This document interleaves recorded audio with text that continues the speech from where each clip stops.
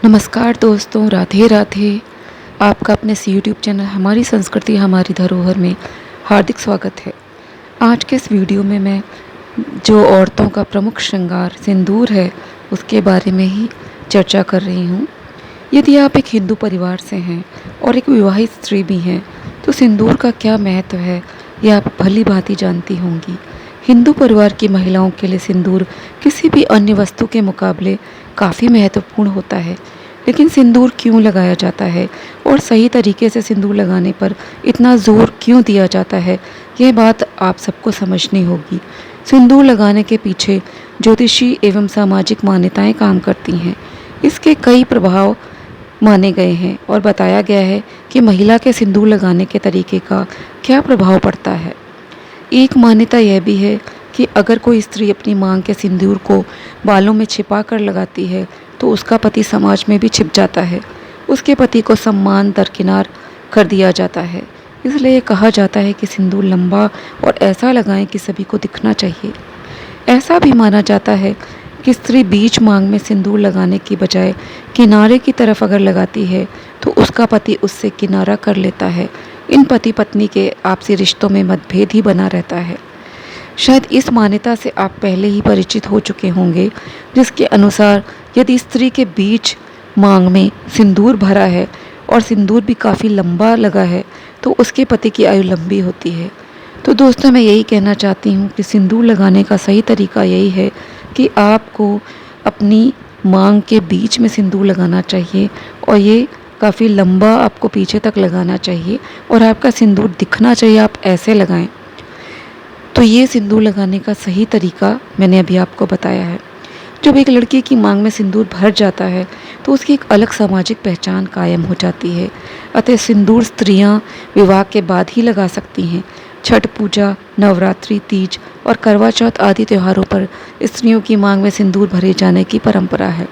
पौराणिक और धार्मिक मान्यताओं के अलावा कुछ अन्य मान्यताएं भी हैं जिनके आधार पर सिंदूर का प्रचलन सदियों से चला आ रहा है। इनका संबंध मन और शरीर से है। शरीर के जिस हिस्से यानी सिर पर सिंदूर लगाया जाता है वह बहुत ही कोमल होता है।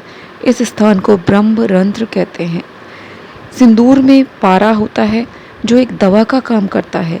यह रक्तचाप ब्लड प्रेशर को नियंत्रण में रखता है, जिससे तनाव और अनिद्रा दूर भागते हैं। साथ ही यह चेहरे पर झुर्रियाँ भी नहीं पड़ने देता है। नवरात्रि में आखिरी दिन स्त्रियां पंडाल में विराजमान देवी दुर्गा को भी सिंदूर लगाती हैं। इसे सिंदूर खेला कहा जाता है। कुछ समय पहले तक वर्षों पुरानी इस परंपरा में केवल विवाहित स्त्रियां ही भाग लेती थीं, जिसमें लाल रंग की साड़ी पहनकर माथे पर एक दूसरे को सिंदूर लगाया जाता था। हालांकि अब इस सिंदूर खेला में सभी महिलाएं हिस्सा लेती हैं।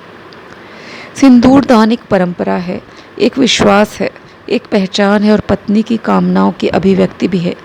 ऐसी मान्यता है कि माता सती और पार्वती की शक्ति और ऊर्जा लाल रंग से व्यक्त हुई है, इसलिए अधिकतर स्त्रियां लाल रंग का सिंदूर लगाती हैं, जबकि विवाह में पीले सिंदूर का भी चलन है। छठ पूजा में तो पीले रंग का ही सिंदूर इस्तेमाल होता है। इस पर्व पर स्त्रियां लंबा सिंदूर लगाती हैं। नाक से लेकर माथे तक लंबा पीला सिंदूर लगाने के पीछे यही कामना होती है कि पति की भी उतनी ही लंबी उम्र हो और वह उतनी ही तरक्की करे। सिंदूर का चलन भले ही पौराणिक समय से हो रहा हो, लेकिन तब से आज के आधुनिक युग तक इसका सबसे बड़ा महत्व एक स्त्री के लिए उसके पति की लंबी उम्र की कामना और विवाहित होने के दर्जे से ही है। जबकि एक लड़की की मांग में सिंदूर भर जाता है तो उसकी एक अलग सामाजिक पहचान कायम हो जाती है।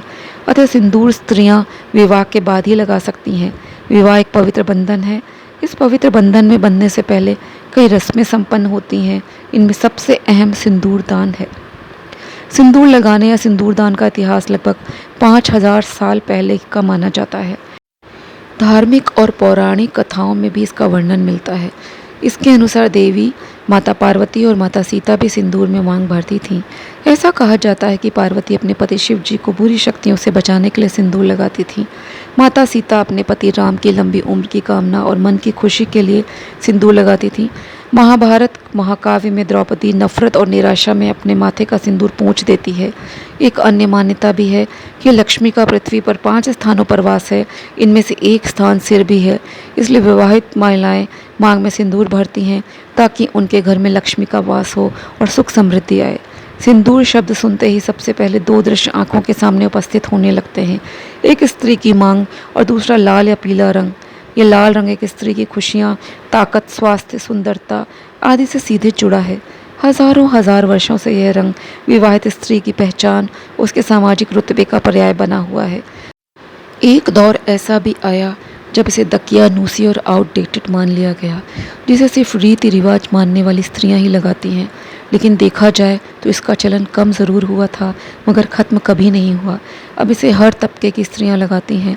किसी के लिए स्वास्थ्य, समृद्धि और मानसिक ताकत से जुड़ा है, तो वहीं सेलिब्रिटीज़ के लिए यह एक फैशन स्टेटमेंट बन चुका है। दूसरी ओर एक आम स्त्री के लिए एक अनिवार्य परंपरा है, जिसे उसे हर हाल में निभाना है। शादीशुदा महिलाओं को सदैव सिंदूर अपने पैसे से खरीद कर ही लगाना चाहिए। किसी अन्य के पैसे से खरीदा गया सिंदूर लगाने से बचना चाहिए। चाहे कितनी भी बड़ी मजबूरी हो, परंतु शादीशुदा महिलाओं को किसी दूसरी महिला के सिंदूर को अपने मांग में भरने से बचना चाहिए। किसी दूसरी महिला के सिंदूर को मांग में भरना बहुत ही अशुभ होता है। ऐसा करने वाली महिलाओं के पति को धन संबंधी समस्याओं का सामना करना पड़ता है। सुहागिन महिलाओं को उपहार में मिले सिंदूर का उपयोग करने से भी बचना चाहिए। रामायण में एक प्रसंग आता है, जब बाली और सुग्रीव के बीच युद्ध हो रहा था, तब श्री राम ने बाली को नहीं मारा था। जब बाली के हाथों मार खाकर सुग्रीव श्री राम के पास पहुँचे तो श्री राम ने कहा कि तुम्हारी और बाली की शक्ल एक जैसी है, इसलिए मैं भ्रमित हो गया था। अब आप ये बताइए, श्री राम की नज़रों से भला कोई कैसे छिप सकता है? कहा जाता है कि जब श्री राम ने यह देख लिया कि बाली की पत्नी तारा की मांग सिंदूर से भरी है, तो उन्होंने सिंदूर का सम्मान करते हुए बाली को नहीं मारा था। दूसरी बार सुग्रीव ने बाली को ललकारा, तब तारा स्नान कर रही थी। उसी समय जब श्री प्रभु राम ने देखा कि तारा की मांग में सिंदूर नहीं है, तो उन्होंने बाली का वध कर दिया। आप ही बताइए कि जब मांग में सिंदूर भरा हो तो परमात्मा भी उसके पति को नहीं मारते, फिर उनके अलावा ऐसा कौन करेगा? रामायण का ये प्रसंग निश्चित रूप से विवाहित महिलाओं के जीवन में सकारात्मक बदलाव ला सकता है। पति की लंबी आयु, उनके मान सम्मान और बेहतर वैवाहिक रिश्तों के लिए सही तरीके से सिंदूर लगाना बहुत ज़रूरी है। पति की लंबी आयु और सम्मान के लिए महिलाओं को सही तरीके से सिंदूर लगाना चाहिए। फैशन के चक्कर में कभी नहीं पड़ना चाहिए, इससे आपका नुकसान होता है। जो स्त्री अपनी मांग के सिंदूर को बालों में छिपा लेती है, उसका पति समाज में भी छिप जाता है। इसलिए हमें बीचों बीच मांग के सिंदूर लगाना चाहिए, किनारे भी नहीं लगाना चाहिए। पति के मान सम्मान के लिए हमें लंबा सिंदूर लगाना चाहिए, उसकी लंबी आयु होती है। हिंदू धर्म को मानने वाली विवाहित महिलाएं बीते लंबे समय से सिंदूर लगाने की परंपरा को निभाती आ रही हैं, लेकिन फैशन के इस दौर में एक दूसरे से बेहतर दिखने के लिए विवाहित महिलाएं अलग अलग तरीक़ों से सिंदूर लगाती हैं। कई महिलाएं स्नान करने के बाद पहले पूरा श्रृंगार करती हैं, तब पूजा आदि करती हैं। लेकिन मैं यहाँ बताना चाहती हूँ कि आपको स्नान करने के बाद सीधे श्रृंगार नहीं करना चाहिए। कुछ पर्वों को छोड़कर, जिसमें हम पहले श्रृंगार करते हैं तब पूजा करते हैं, आपको सबसे पहले पूजा करना चाहिए, फिर आपको कुछ मीठा मुंह में डालना चाहिए, उसके बाद ही सिंदूर को लगाना चाहिए। यही नियम होता है। यदि कुछ महिलाएं कहती हैं कि उनकी मांग में सिंदूर नहीं लगा तो वे पूजा कैसे करें, तो आप केसर और हल्दी रख सकते हैं, उसे आप मांग में लगाकर या बिंदी लगाकर तब पूजा कर सकते हैं। लेकिन आप नहाने के बाद डायरेक्टली सिंदूर आदि लगाकर पूजा ना करें। आप पूजा पाठ कर लें, उसके बाद आप 16 श्रृंगार करें, यही नियम होता है। कुछ ऐसे भी मौके होते हैं, जैसे घर में कुछ अशुद्धि हो गई है, मृत्यु हो गई है, या कोई बच्चे ने जन्म आदि लिया है, उस समय भी अशुद्धिकरण होता है, तब हमको सिंदूर को नहीं छूना चाहिए। उसके लिए एक परंपरा भी बनी है कि माता गौरी होती हैं, पहले उनकी पूजा की जाती है, उनको सब कुछ चढ़ाया जाता है, उसके बाद ही हम सुहाग लेते हैं। अब आपके मन में प्रश्न होगा, हमें सिंदूर कब कब लगाना चाहिए? तो मेरा ये कहना है, जैसे कि हम डेली भोजन करते हैं, बाकी अन्य कार्य करते हैं, इसी तरह से सिंदूर भी अनिवार्य है। आपको प्रतिदिन सिंदूर लगाना चाहिए। मंगलवार के दिन 16 श्रृंगार तो निषेध होता है, लेकिन हमें सिंदूर अवश्य लगाना चाहिए। हमें नहाने के बाद, पूजा पाठ करने के बाद मुख में कुछ मीठा आदि डाल लेना चाहिए, उसके बाद सिंदूर लगाना चाहिए। सिंदूर को अनिवार्य माना गया है, प्रतिदिन के श्रृंगार में से शामिल करना चाहिए। आप कहीं शादी ब्याह में जा रहे हैं तो यदि मंगलवार भी है तो आप उसमें 16 श्रृंगार कर सकते हैं। तो दोस्तों, मैंने आज आपको सिंदूर के कुछ नियम बताए हैं। इनको आप यदि फॉलो करते हैं तो आपके जीवन भी सुखमय होगा, आपके पति की लंबी आयु होगी। तो यदि आपको वीडियो पसंद आया हो तो वीडियो को आप लाइक करें, शेयर करें, चैनल को सब्सक्राइब करना ना भूलें। जय श्री कृष्णा, जय श्री राधे।